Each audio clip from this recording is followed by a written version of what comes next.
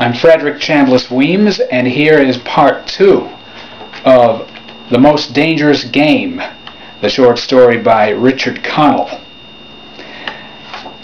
A fellow named Rainsford, the main character, has been on a yacht talking about a hunting expedition he is about to go on, and he has fallen overboard, and he has washed ashore after a desperate swim, and we see him waking up. He flung himself down at the jungle edge and tumbled headlong into the deepest sleep of his life. When he opened his eyes, he knew from the position of the sun that it was late in the afternoon. Sleep had given him new vigor. A sharp hunger was picking at him. He looked about him almost cheerfully. Where there are pistol shots, there are men. Where there are men, there is food, he thought. But what kind of men, he wondered, in so forbidding a place? An unbroken front of snarled and jagged jungle fringed the shore. He saw no sign of a trail through the closely knit web of weeds and trees.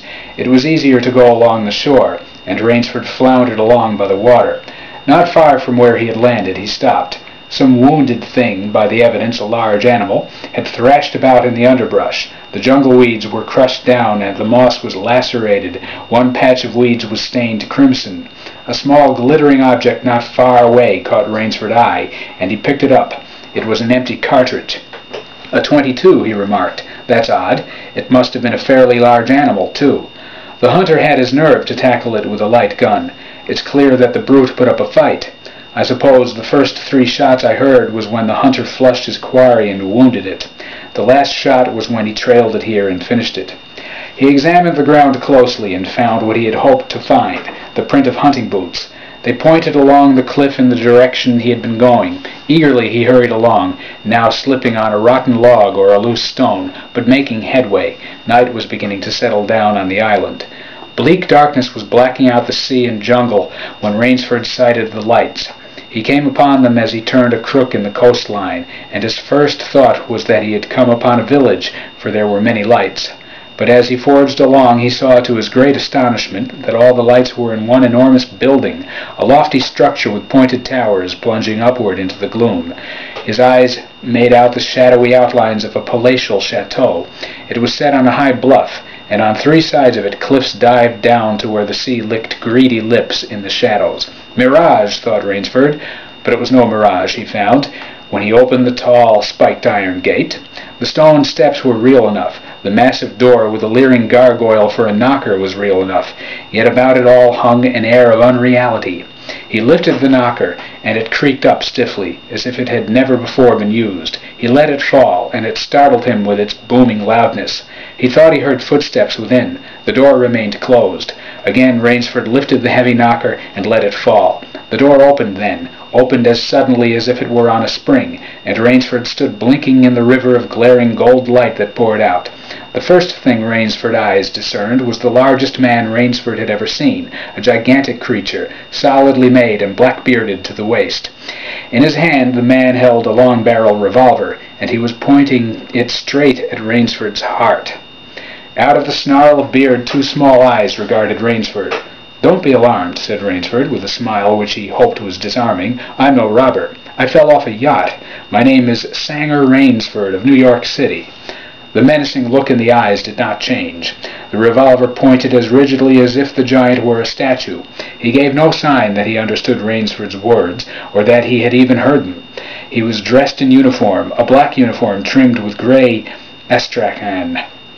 "I'm Sanger Rainsford of New York," Rainsford began again. "I fell off a yacht. I'm hungry."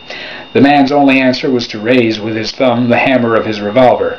Then Rainsford saw the man's free hand go to his forehead in a military salute, and he saw him click his heels together and stand at attention.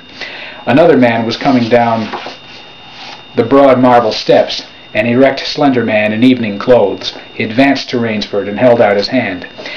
In a cultivated voice, marked by a slight accent that gave it added precision and deliberateness, he said, "It is a very great pleasure and honor to welcome Mr. Sanger Rainsford, the celebrated hunter, to my home."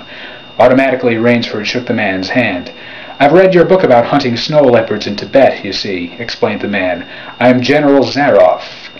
Rainsford's first impression was that the man was singularly handsome. His second was that there was an original, almost bizarre quality about the General's face. He was a tall man, past middle age, for his hair was a vivid white, but his thick eyebrows and pointed military mustache were as black as the night from which Rainsford had come. His eyes, too, were black and very bright. He had high cheekbones, a sharp-cut nose, a spare, dark face, the face of a man used to giving orders, the face of an aristocrat. Turning to the giant in uniform, the General made a sign. The giant put away his pistol, saluted, withdrew. "Ivan is an incredibly strong fellow," remarked the General, "but he has the misfortune to be deaf and dumb. A simple fellow, but I'm afraid, like all his race, a bit of a savage." "Is he Russian?" "He's a Cossack," said the General, and his smile showed red lips and pointed teeth. "So am I."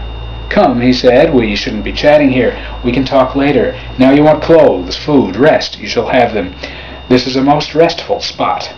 Ivan had reappeared, and the General spoke to him with lips that moved but gave forth no sound.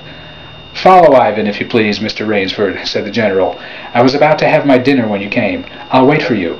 You'll find that my clothes will fit you, I think." It was to a huge beam-ceilinged bedroom with a canopied bed big enough for 6 men that Rainsford followed the silent giant. Ivan laid out an evening suit, and Rainsford, as he put it on, noticed that it came from a London tailor who ordinarily cut and sewed for none below the rank of Duke. That's the end of Part 2.